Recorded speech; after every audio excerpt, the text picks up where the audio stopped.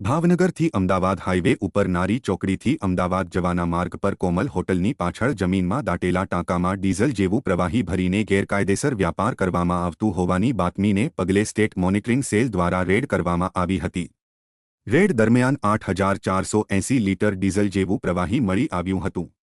State monitoring cell દ્વારા સ્થળ ઉપર રેડ કરતા મુસ્તફા ઉર્ફે મોસીન હનીફભાઈ ભટ્ટી અને કનુભાઈ કાળુભાઈ ડાંગર હાજર મળી આવ્યા હતા। જો કે કોઈ પરવાનગી વગર ડીઝલ જેવું ભળતું પ્રવાહી કોઈ મંજૂરી વગર ફાયર સેફટીના સાધનો વગર અને ગેરકાયદેસર ઇલેક્ટ્રિસિટી લઈને વેચાણ કરાતું હોવાને પગલે વરતેજ પોલીસ સ્ટેશનમાં ફરિયાદ નોંધાવી કુલ મુદ્દામાલ 23,83,560નો કબજે લઈ આગળની તપાસ સોંપાઈ હતી।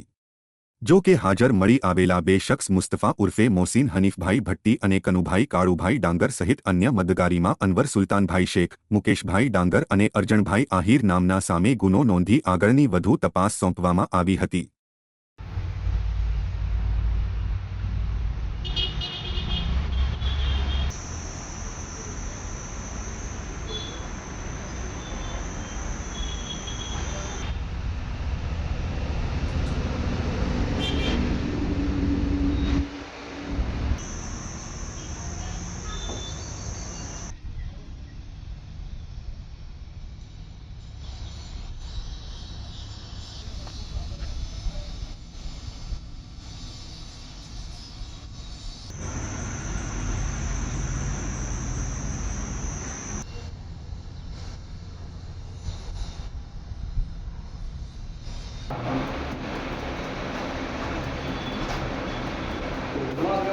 જય જોગેશ।